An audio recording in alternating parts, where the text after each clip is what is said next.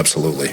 And so this is not this is not putting a nail in his coffin. This is not that. It's not even close to that.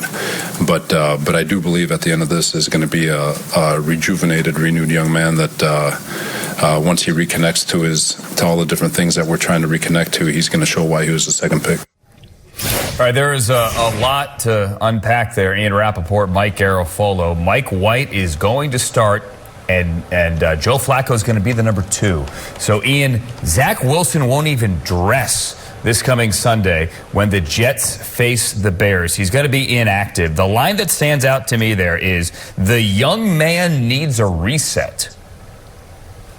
Reset is the right word, and if you want someone to kind of take a deep breath, collect himself, having him watch from the sideline, not a bad way to do it. And I remember, the Jets sort of thought that this was going to happen last year, and actually thought it was going to happen early in this preseason too, when Zach Wilson had the opportunity to sit back, watch everything, just listen in meetings, not be the focal point, but just listen. Maybe it would help him moving forward. And Mike, this is not a case of Zach Wilson not working hard enough or not getting it. He works very hard. He's there at all hours. He tries. Everything is done the right way. And in fact, probably would benefit him a little bit to take a deep breath and maybe not put so much on his plate. But that's just not the way he's wired. Clearly, none of it is working. And this Jets organization hasn't totally, I would say, lost faith in Zach Wilson. There is a chance he comes back and shows them that he is the franchise guy. But their biggest issue is a lot of other places they're really good, including their record. And so you cannot have Robert Saleh, Mike, can't go in that locker room and say, we are giving our team the best chance to win with Zach Wilson playing as he is. That's why Mike White makes a lot of sense. Yeah, I made the point on Good Morning Football yesterday that it would actually be easier for Robert Saleh to stick by Zach Wilson if they weren't in a playoff race. But they are right now, and the players are looking around saying, hey, we got to put the best guys out there for us right now. And right now, Zach Wilson is not that guy. Now, Ian Rapoport, Andrew, I'll tell you, is shaming me privately for saying that I was surprised by this, and in large part because I thought the surprise or aspect of it was that, maybe you say like you're on the verge of being benched. Hey, I'm considering it. I'm not standing behind you the way that I have previously. So you got one more chance, and I thought this was going to be the one more chance, but the Jets make the move, and Ian, I hear what you're saying. He doesn't work. It's not like he doesn't work hard enough and all that stuff, and that's great. He's just got a bit of the yips right now. Not as bad as somebody else in the New York market previously. It's not like Chuck Knobloch where he can't throw it to first base, but sometimes when he's trying to check the ball down or throw the shorter route, he's throwing 5 feet over guys' heads, and he was doing that back in the spring, and we were hearing a lot of that coming out of OTAs and minicamp and these other things, and you want to say, well, relax, they're still in shorts, but now so that's why they want him to reset. Take a step back, clear your mind, and then come back on the field. I do believe Robert Saleh when he says that Zach Wilson will be back under center at some point this season. But yeah, he needs a pause, reset, whatever you want to call it. Yeah, and and Mike, sorry, just to follow up on what Mike said. He and I were both hearing that Zach Wilson, the yips was the word we were told, that just struggling to make simple, basic throws, trying to figure out what was wrong. Was it his mechanics? Was it in his mind? Like, why are these simple throws just not able to be made? And this was back in the spring. Sort of hope that somebody can work through it. And then he had the injury. That did not help. And so nothing has gotten better. Forcing him to sit back and reset makes sense, if only just so he can go back to being a regular person who can make a regular throw. Saleh said, and he was asked specifically, did Zach Wilson's comments on the podium after the game, in which he said he didn't feel like he let the defense down or the rest of the team down, did that factor? He said no. He said that Wilson did address the team and said that he did not think there was an issue in the locker room, but you can go talk to the locker room about that. He said everyone understands it. Also went out of the way to say, look, it's not all his fault. There are drop passes, there are other things, but that they basically weren't doing the fundamentals, just running, passing. His words, not mine. Like the easy stuff, getting the layups. And when you're missing the layups and you have a top 10 defense, that's bad. And they do have a top 10 defense after being worst in the NFL a year ago, to Robert Saleh's credit there. All right, Ian, Mike, thank you. The numbers are bad. I mean, there's no other way to sugarcoat it. They are really, really bad. And this team is not winning.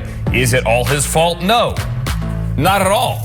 Mike White is still a guy who last year, week 7, threw for 400 yards. He later had a game a couple of weeks later where he got picked off 4 times. Mark Ross, Bucky Brooks, Steve White's with me now to make sense of a one that, Mark, I know we all saw coming, But once you do this, and when they say, well, we're going to try to get him back on the field, okay, great. So let's say he beats the Bears. Or let's say he doesn't beat the Bears, he being Mike White. If you think Zach Wilson performs well in practice, you're going to throw him back in against the Vikings or the Bills? That doesn't make sense. No, I think now that you've made this move that you can't play Zach Wilson the rest of the year. And look, Mike White's not good enough to get the Jets to the playoffs or the Super Bowl. Let's get that out of the way. He had his chance last time. He can't do worse than Zach Wilson, but he's not the guy. But let's just get back to Zach Wilson. And you have two layers of this. It's the on-field, which was terrible, and he looks like this guy. The team does not believe in their franchise quarterback. They have nowhere to go with that guy. Now, to sit Zach Wilson and let him learn, he did that last year. Leaders that I've been around, the Eli Mannings, the Donovan McNabbs, they're born. You can't make a leader in the guys that I've been around, and I don't think you can make Zach Wilson into a leader. And there was some of this coming out of the draft with, is he a true leader? Do his teammates follow him? And now you're seeing this manifest itself with the Jets. So will he become a better leader during the season? I don't think so. Is his career over? Do the Jets have to try with him? Yes, but the best thing for him maybe to get out of there and years down the line, improve on that a la Geno Smith. But I don't know any top-tier great quarterback now in the league who has had his chance and then alienated the team, if that's what's going on, play poorly, and then say, go sit down, you'll get better and be a great quarterback. Saleh did mention Geno Smith, also mentioned our Kurt Warner, who joins us next hour, as guys that, in his words, took a step back and then took a big step forward. We've seen it this year with Geno. Bucky, I was listening to you and DJ on the Move the Six podcast on Monday, and you guys both made the point that if you go back and look at the first half, it was windy, it was Bill Belichick, you had a bad Denzel Mims drop, that it wasn't nearly as bad as the second half. The second half was a disaster. What do you see when you look at the film? Look, man, before I can even get to the film, I knew it was over when he had the post-game presser. Yeah. Because the thing about the quarterback position, it ain't a physical position. He is going to have to repair his career somewhere else because the guys in that locker room will never believe that he can get them to the promised land. What do you think? Well, I mean, look, first off, there's just so much to unpack here. But to get to Bucky and Mark's points, look what we're seeing here, guys. We've seen Carson Wentz go this route. We have seen Sam Darnold previously with the Jets go this route. Give it a try, bring him back. Guys aren't buying into him. You know, Baker Mayfield. We're seeing these first and second overall picks not hit. Marcus Mariota lose his job. So, you know, Mark knows about personnel. It's hard to hit on a quarterback. And you look at, you know, you try to overlook some of the things people are saying about them coming out of the draft. Is he a leader or not? And try and justify it with the athleticism. Maybe, you know, you think you can coach him up. You have a certain locker room that can handle this type of thing. That's part of it. Now, you heard Ian and Garofolo talk about him having the yips. How coincidental is it to you guys? They're playing the Chicago Bears this week, right? And they're playing Justin Fields, taking 9 picks behind him in the same draft. Mm-hmm. Who's gotten it? They're playing in New York. Can you imagine if Justin Fields, who's nicked up, were to go out and outplay Zach Wilson, how those Jets fans are booing Zach Wilson off the field? If he has the yips now, what could that do to this kid's psyche? There's so much things we're hearing now. You know, you talked about a reset coming out. You can't put him back in if they're winning. Well, look and if they're losing, what does that say? Look at the schedule. Let's say they beat the Bears, okay? So he's going to clearly start against the Vikings the next week. But let's say Mike White plays poorly. Wouldn't you then have to go to Flacco against the Vikings or Flacco against the Bills? I don't know, honestly, why they don't go to Flacco now. I don't understand that part. And he played well in September, well enough.